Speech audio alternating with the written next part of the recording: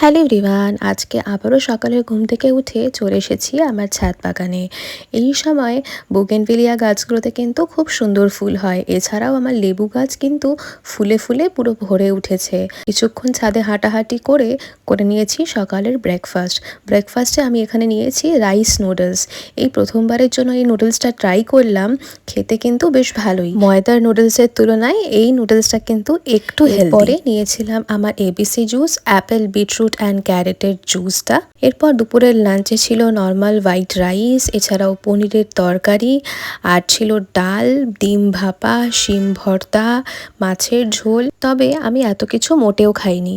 আমি নিয়েছিলাম শুধুমাত্র ডাল, পেঁয়াজের বড়াটা, শিম ভর্তা আর সাথে ডিম ভাপা। লাঞ্চের পরে নিয়েছিলাম ভাডিলালসের এই কেক আইসক্রিমটা। ইভিনিং স্ন্যাকে সেদিন নিয়েছিলাম ঘরেই বানানো পাপড়ি চাট। এটা খেয়ে সেদিন এমনই পেট ভরে গিয়েছিল যে রাতের ডিনারটা স্কিপ করেছি।